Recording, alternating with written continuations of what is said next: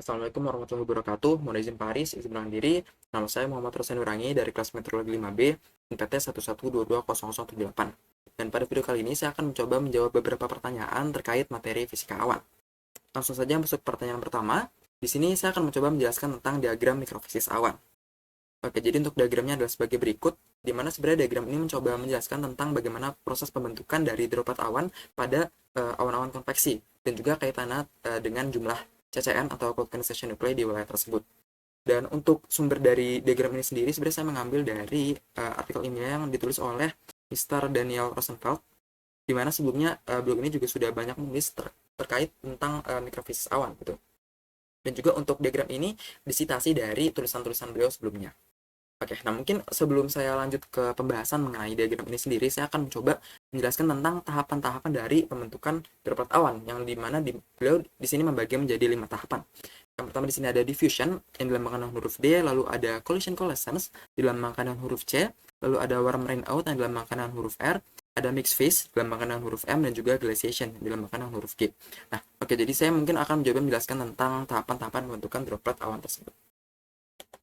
Untuk tahapan pembentukan tetes awan yang pertama di sini ada condensation atau kondensasi gitu ya. Nah, mungkin kalau di diagram yang tadi disebutnya dengan diffusion. Nah, sebenarnya kedua hal ini bisa dibilang merupakan hal yang sama gitu ya, mirip. Dimana untuk kondensasi ini merupakan prosesnya, dan juga diffusion ini berarti lebih kepada mekanismenya gitu ya. Jadi si partikel air itu bisa berkondensasi melalui mekanisme difusi gitu. Difusi ini merupakan masuknya gitu ya. Ibaratnya masuknya uap air gitu, partikel uap air ke droplet awan gitu yang udah jadi gitu. Jadi makin lama makin berkondensasi gitu si droplet awan ini. Seperti itu. Nah, oke, jadi untuk kondensasi ini sebenarnya sebelum berkondensasi diperlukan suatu proses lagi gitu yang disebutnya ini adalah nucleation gitu.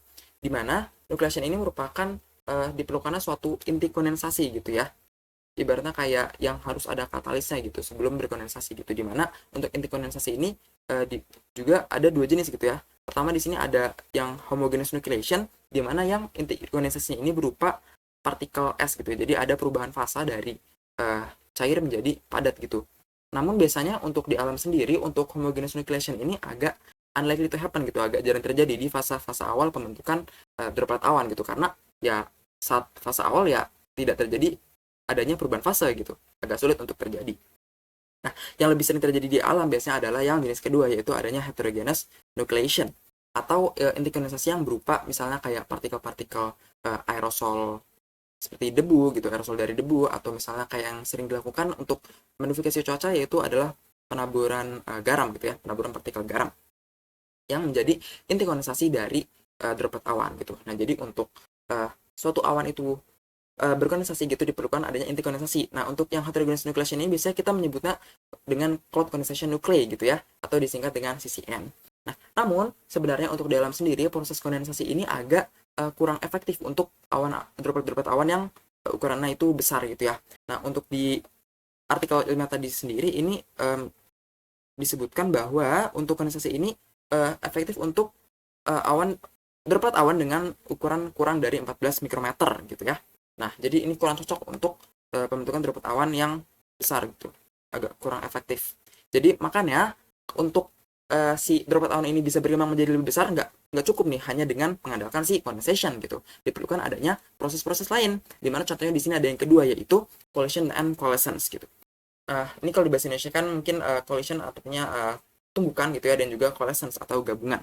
Nah, jadi tadi droplet-droplet awan yang sudah besar dari condensation ini akan misalnya ada dua nih droplet awan. Ini akan bertuburkan satu sama lain, bertuburkan lalu bergabung jadi satu partikel yang lebih besar. Nah, ini yang disebut dengan proses collision and coalescence gitu.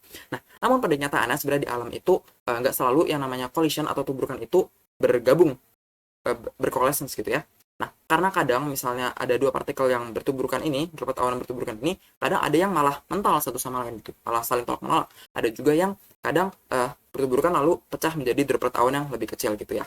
Nah, namun biasanya untuk si collision coalescence ini kalau bergabung, ini kalau di awan-awan konvektif gitu ya, ini akan terbawa oleh yang namanya updraft ya. Jadi di awan konvektif itu kan pasti ada updraft, lalu ada kayak turbulence gitu ya. Nah, kalau misalnya droplet awan ini yang tadi terbawa updraft itu kan pasti bertabrakan juga dengan partikel-partikel air yang lain gitu ya, partikel-partikel droplet awan yang lain gitu ya. Nah, proses dari tabrakan hasil dari updraft ini tentunya akan menghasilkan droplet awan yang lebih besar gitu ya, semakin tinggi semakin besar gitu. Nah, hingga pada suatu titik, pada suatu ketinggian tertentu gitu ya, awan ini sudah terlalu besar dan juga si updraft ini akhirnya tidak bisa menopang berarti ya, tidak bisa menyangga lagi si droplet awan terlalu besar ini. Makanya si droplet awan ini akan jatuh ke bawah gitu ya, jatuh ke bawah akan jatuh dan juga akan mengalami proses collision and coalescence lagi, karena ya tentunya saat proses jatuh ini kan juga bertuburkan dengan droplet-droplet awan yang lain gitu ya, yang lebih kecil.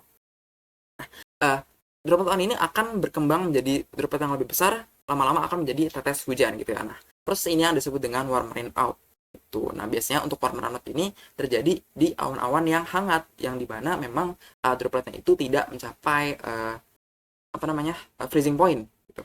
Nah, lalu bagaimana jika misalnya dropletnya ini lanjut gitu ya, lanjut terbawa updraft ke tempat yang lebih dingin gitu sehingga dia mencapai freezing point-nya. Nah, biasanya untuk itu droplet awan akan memasuki yang namanya mixed phase gitu ya. Jadi di droplet awan itu ada fase dari fase esnya dan juga fase liquidnya gitu. Nah, ketika sudah mulai terbentuk adanya inti dari kristal es gitu ya. Nah, ini biasanya droplet awan yang sudah ada inti kristal esnya ini akan lebih mudah untuk menarik droplet-droplet awan lain gitu untuk bergabung gitu. Nah, dan juga biasanya akan lebih mudah untuk mencapai pembentukan kristal es gitu ya, akan lebih mudah membeku hingga nanti ada tahapan sampai yang terakhir itu adalah glaciation, di mana ini adalah pembentukan di mana droplet awan ini sudah membeku gitu menjadi kristal es seperti itu. Nah, lalu karena pada suatu saat juga tentunya akan menjadi suatu droplet awan yang besar gitu ya, saat sudah mencapai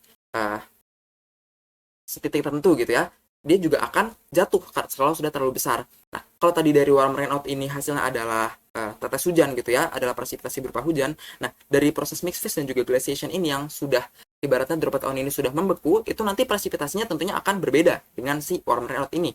Karena biasanya presipitasinya ini dalam bentuk yang sudah bentuk membeku gitu ya. Nah, namun biasanya kalau sudah sampai di permukaan ada yang udah mencair menjadi hujan ataupun masih bentukan bekunya gitu ya. Misalnya kayak jadi salju atau mungkin hail atau graupel dan lain sebagainya gitu.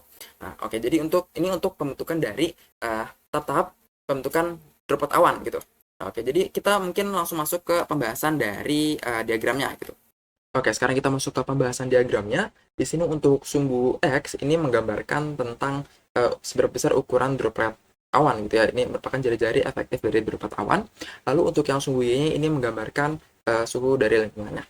Lalu di sini juga bisa kita lihat terdapat 3 grafik dengan warna yang berbeda. Di sini yang pertama ada warna abu-abu, lalu ada yang kedua abu-abu gelap gitu ya, yang ketiga ada warna hitam. Dimana tuh grafik pertama yang berwarna abu-abu ini menggambarkan kondisi lingkungan untuk maritime environment, di mana kondisinya itu cenderung sedikit polutannya itu ya, clean. Jadi CCN-nya juga lebih sedikit. Lalu yang kedua, ini yang digambarkan dengan abu-abu gelap, ini merepresentasikan untuk kondisi lingkungan di maritime environment dengan kondisi polutan yang lebih banyak. Jadi CCN-nya juga lebih banyak gitu. Lalu untuk yang ketiga, ini adalah kondisi di mana polutan itu paling banyak. Jadi CCN-nya juga yang paling banyak di antara ketiga lingkungan ini. Nah, mungkin kita bahas dari yang kurva pertama gitu ya. Nah, ini untuk wilayah maritime environment, ini bisa kita lihat bahwa droplet awannya ini langsung mengalami peristiwa collision and coalescence seakan-akan ya, dan juga ukurannya itu lebih besar. Nah, berbeda dengan dua grafik lainnya, di mana di sini yang dialami pertama itu adalah proses diffusion dengan ukuran partikel yang lebih kecil seperti itu. Mengapa hal ini bisa terjadi? Seperti yang sudah kita bahas sebelumnya ya, untuk terjadi condensation atau diffusion ini tadi diperlukan adanya CCN gitu ya. Nah, namun ketika CCN ini jumlahnya terlalu banyak gitu ya, bukan yang mendukung untuk pembentukan droplet awan yang lebih besar, namun si CCN ini karena jumlahnya terlalu banyak, itu malah seakan-akan rebutan tuh jumlah molekul airnya. Rebutan molekul air sehingga terbentuk droplet awan meskipun jumlahnya banyak tapi kecil-kecil gitu jadinya. Nah, ini yang terjadi pada grafik pertama dan juga grafik kedua. Nih, untuk grafik hitam dan juga grafik yang abu-abu gelap.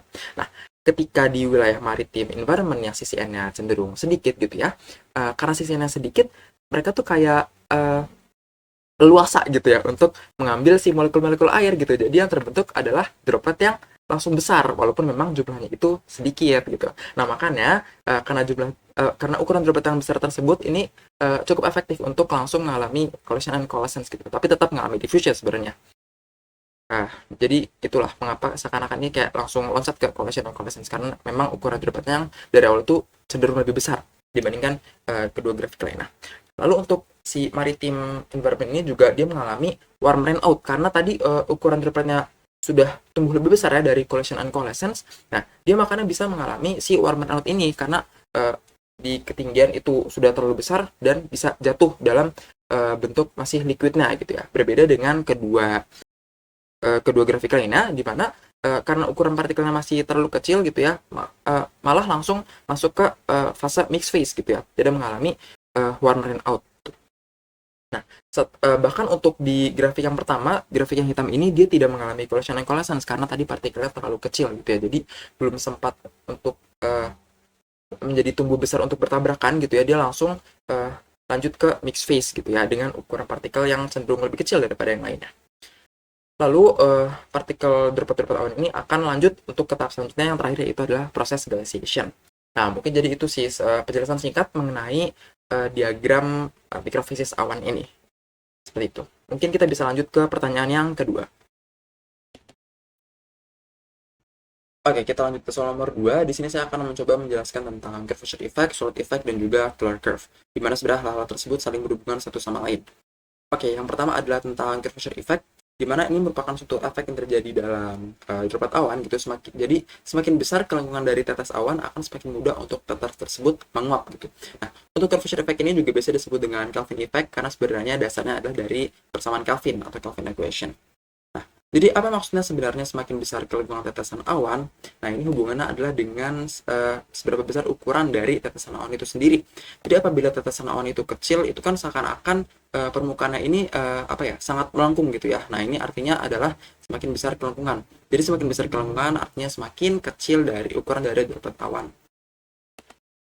Nah, apabila droplet awan ini kita besarkan gitu ya. Nah, ini kan seakan-akan kelengkungannya ini kayak berkurang gitu ya, karena seakan semakin datar gitu ya dari permukaannya bentuknya. Nah, jadi sebenarnya untuk Kelvin equation ini sendiri hubungan adalah apabila semakin kecil tetesan awan gitu ya, akan semakin mudah tetes tersebut menguap. Nah, mengapa hal tersebut bisa terjadi?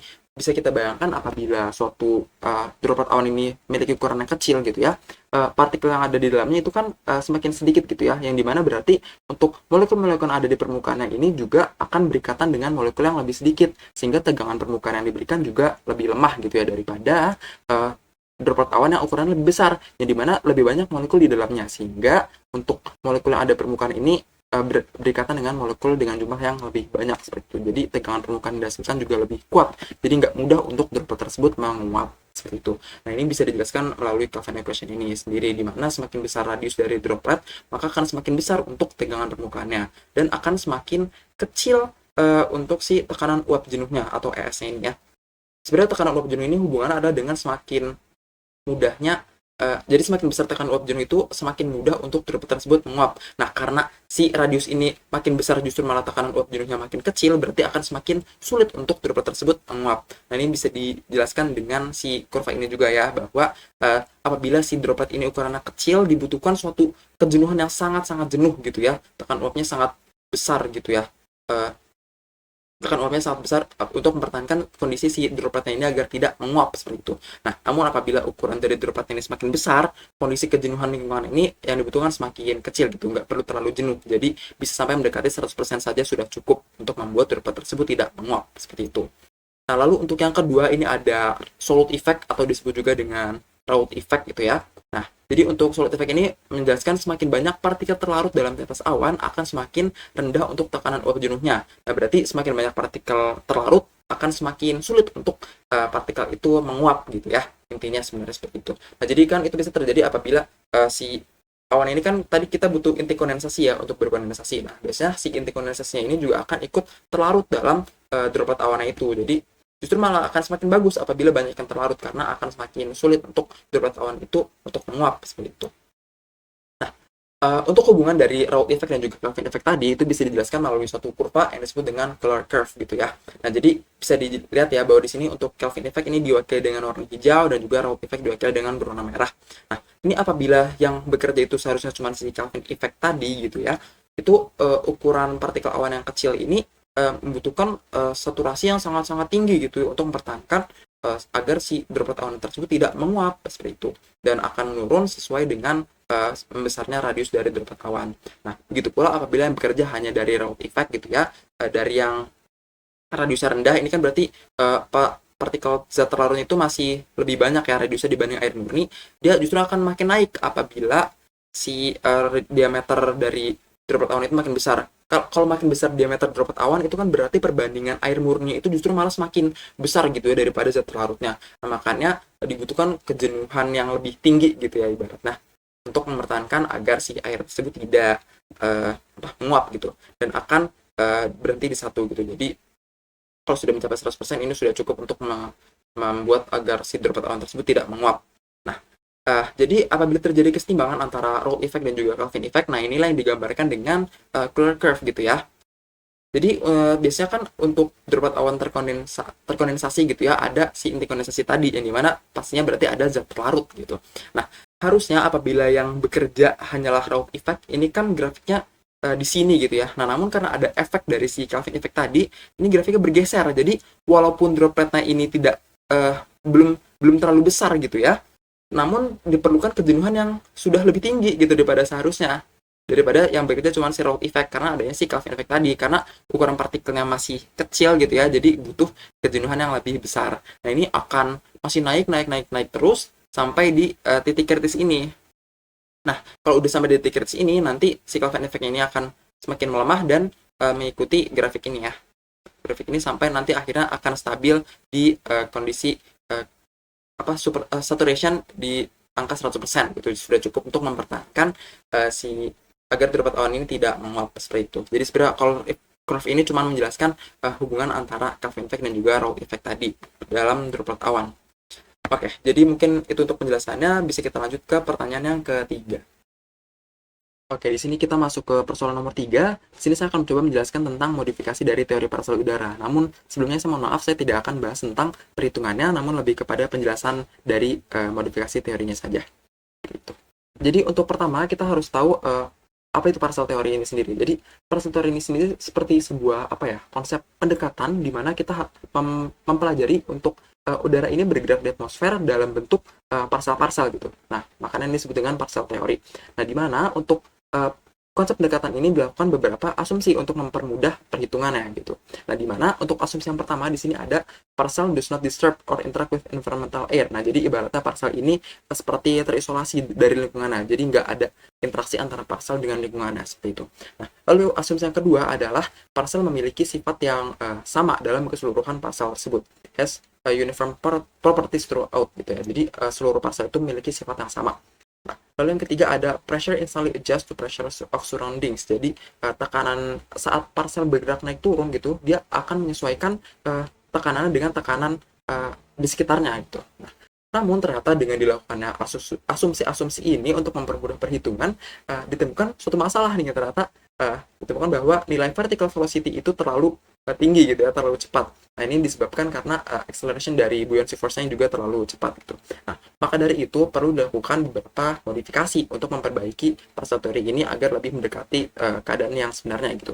Nah, di mana untuk beberapa modifikasi yang dilakukan di sini ada 4 ya di listnya. Ini yang pertama ada the burden of condensed water, yaitu kita harus memperhitungkan beban dari air yang berkondensasi gitu.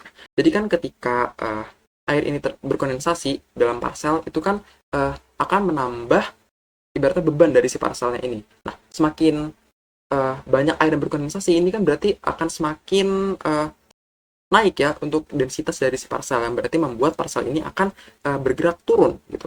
Nah, pada asumsi sebelumnya ini untuk kondensor ini tidak seperti diabaikan gitu ya. Nah, namun dengan ada modifikasi ini jadi harus diperhitungkan untuk burden of condensed water-nya itu tadi. Nah, lalu untuk yang kedua ada compensating downward motion gitu.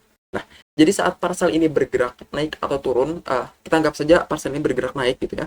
Saat parcel bergerak naik, itu kan dia pasti ada meninggalkan kekosongan seperti kekosongan ruang gitu ya di bawahnya. Dimana saat parcel bergerak naik, ruang di bawahnya ini kosong, berarti kan harus ada sesuatu yang mengisi ruang kosong tersebut, yaitu adanya udara yang mengisi ruang kosong tersebut. Nah, hal ini juga harus dipertimbangkan karena tentunya akan mempengaruhi tentang dinamika atmosfer di sekitarnya gitu ya kan, karena adanya udara yang bergerak turun tersebut. Nah, Lalu yang ketiga adanya dilution by mixing gitu. Nah, jadi sebenarnya saat parsel bergerak naik atau turun itu dia tuh tidak terisolasi, melainkan ya ada interaksi antara parsel dengan lingkungannya. Di antaranya adanya gerakan mixing tadi atau yang disebut dengan entrainment. Jadi ada udara yang ibaratnya masuk dari luar dan juga mungkin dari parsel keluar ke udara yang bebas gitu ya. Nah, sebenarnya ada entrainment di sini dan terjadi mixing di situ. Dan ini juga harus dipertimbangkan, tidak bisa diabaikan gitu ya. Lalu yang keempat ada aerodynamic resistance, di mana parsel sebagai suatu apa ya, hal yang aerodinamis gitu ya ibaratnya, itu bergerak pasti ada hambatan gitu, ada resistance di saat parsel ini bergerak naik atau turun gitu. Nah, untuk mendekati si pemahaman aerodynamic resistance ini digunakan juga beberapa teori pendekatan, yaitu di antaranya ada bubble theory, jets, dan juga Plums, di mana untuk bubble theory ini menganggap parsel ini sifatnya seperti sebuah gelembung gitu ya. Lalu untuk yang jets ini berbeda dengan bubble theory, ini parsel ini lebih dianggap seperti sebuah apa ya, aliran udara yang bergerak cepat gitu ya, makanya namanya jets.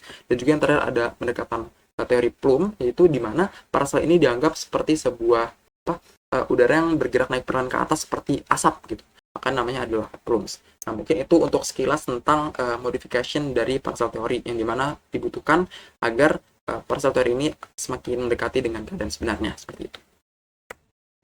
Oke, kita lanjut ke soal nomor 4. Di sini ada soal sebuah droplet dari ukuran 2,78 mikrometer. Ini untuk nilai X-nya diganti menjadi digit terakhir NPT, yaitu 78. Sebuah droplet dari ukuran 2,78 mikrometer menjadi ukuran 37,8 mikrometer dalam selang waktu 17,8 menit di suhu minus 10 derajat Celcius pada tekanan 67,8 kilopascal. Nah, hitunglah supersaturation dari lingkungan. Nah, dimana jika efek pelarutan dan kelengkungan dalam persamaan pertemuan droplet diabaikan, dan juga untuk nilai Xi, parameter normalisasinya adalah sebesar 10 pangkat 1,5. Nah, mungkin bisa kita kerjakan bersama-sama. Di sini kita tulis terlebih dahulu ya untuk variabel-variabel yang diketahuinya. Di sini diketahui pertama ada ini ya. Jadi untuk nilai R0, nilai mulai sama dengan radiusnya 2,78 mikrometer. Jadi ukurannya RT dengan 37,8 mikrometer. Lalu ada juga dalam waktu ini sama dengan 17,8 menit. Kita rubah ke second, berarti 17,8 kali 60 sama dengan 1068 second.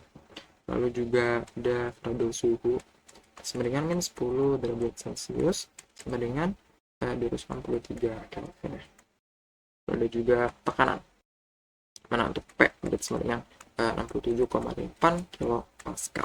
Nah, yang ditanya adalah supersaturation, berarti dengan S-1 ya, karena untuk nilai S ini kan sama dengan saturation ya, berarti untuk supersaturation nilai adalah S-1 gitu. Untuk menjawab pertanyaan tersebut, kita bisa menggunakan beberapa persamaan. Nah, pertama ini ada untuk nilai RT sama dengan R0 kuadrat, akar R0 kuadrat ditambah 2 Xi T. Nah, ini bisa kita rubah bentuknya, dikuadratkan menjadi seperti ini. RT kuadrat sama dengan R0 kuadrat ditambah 2 Xi T. Nah, kita bisa rubah lagi bentuknya menjadi seperti ini. Jadi dalam bentuk Xi-nya. Kenapa harus diubah menjadi seperti ini? Nanti kita bahas. Nah, untuk nilai Xi-nya berarti sama dengan RT kuadrat min R0 kuadrat per 2T. Lalu, untuk nilai Xi ini sebenarnya sama dengan S-1. Nah, ini kan yang mau kita cari sebenarnya variabel S-1-nya kan. Nah, makanya kita rubah menjadi bentuk seperti ini untuk mempermudah. S1 per FK plus FD ya. Mana untuk nilai C1 yang sudah diketahui juga ini menjadi nilai C1 ya. C1-nya sama dengan 10 pangkat 1,5. Nah, untuk parameter normalisasi ini sebenarnya nilainya adalah 1 per FK plus FD.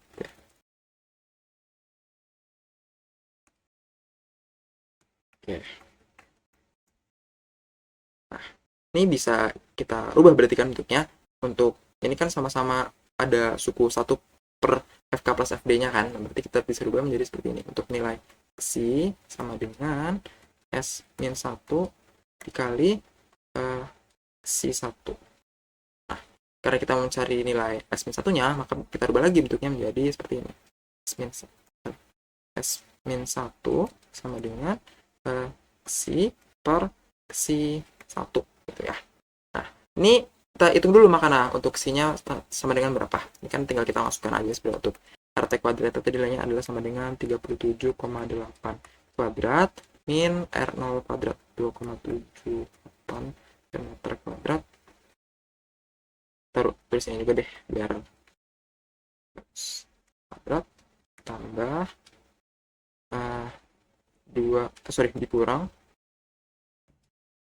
dikurang 2,78 mikrometer kuadrat per 2 dikali 1068.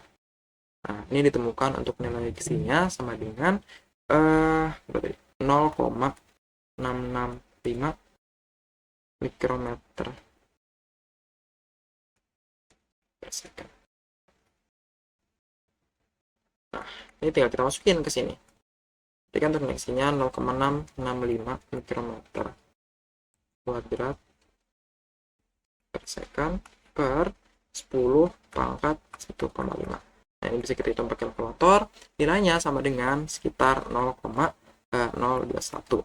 Atau kalau mau diubah ke dalam persen, berarti untuk nilai S-1-nya sama dengan 2,1%. Seperti itu. Nah, jadi untuk nilai super saturation dari lingkungannya senilai 2,1%. Seperti itu. Oke, kita masuk ke pertanyaan terakhir, pertanyaan nomor 5. Berapa nilai kecepatan angin vertikal U pada periode orografi yang sebanding dengan periode dari buoyancy oscillation? Jika lapisan dari udara tak jenuh melewati daerah orografi dengan ketinggian 7,8 km terpisah dari arah aliran dengan lapse rate sebesar 4,78 derajat Celcius per kilometer dengan suhunya adalah 27,8 derajat Celcius. Nah, mungkin kita coba kerjakan bersama ya. Nah, ini kita pertama-tama tulis untuk variabel-variabel diketahui terlebih dahulu. Di sini pertama ada ketinggian itu L sama dengan 7,8 km atau 7.800 meter ya. 700 meter. Lalu dalam lapse rate-nya sebesar 4,78 derajat Celcius per kilometer. Itu dalam bentuk Kelvin berarti jadi 4,78 Kelvin per kilometer, sama aja. Oke, lalu untuk suhunya sebesar T sama dengan 27,8 derajat Celcius atau dalam bentuk Kelvinnya berarti 300,8 Kelvin. Nah, untuk yang ditanya adalah kecepatan angin vertikal U. Kecepatan angin vertikal U sama dengan. Nah, untuk menjawab pertanyaan-pertanyaan ini kita bisa menggunakan beberapa persamaan. Di sini pertama ada periode dari buoyancy oscillation ya. Untuk periode ini rumusnya adalah L per U sama dengan 2pi per N. Nah, karena kita ingin mencari U-nya, maka untuk mempermudah kita bisa ubah bentuknya menjadi seperti ini. U sama dengan Ln per 2pi. Nah, dengan nilai N itu frekuensi Bernoulli salah, senilai percepatan gravitasi per suhu dikalikan dengan lapse rate adiabatik kering dikurang lapse rate dikalikan dengan dipangkatkan setengah. Ini untuk nilai percepatan gravitasi sama dengan 9,8 meter per second kuadrat ya. Untuk nilai lapse rate adiabatik kering senilai 9,8 Kelvin per kilometer. Oke. Nah, ini tinggal kita masukkan aja sebenarnya untuk nilai ini. U-nya berarti sama dengan nilai L sama dengan 7.800 meter per 2pi dikalikan dengan percepatan gravitasi 9,8 per suhunya tadi 300,8 Kelvin dikalikan dengan lapse rate adiabatik kering 9,8 dikurang lapse rate-nya yaitu 4,78. Karena sama-sama Kelvin per kilometer, kita kalikan dengan 10 pangkat 3 untuk mengubah jadi bentuk meter ya. Dipangkatkan dengan setengah. Nah, ini bisa kita hitung dengan kalkulator, tinggal dimasukkan aja, nanti ketemu hasilnya sekitar 15,876 meter per second. Oke, jadi untuk nilai kecepatan angin vertikal U-nya itu senilai 15,876 meter per second.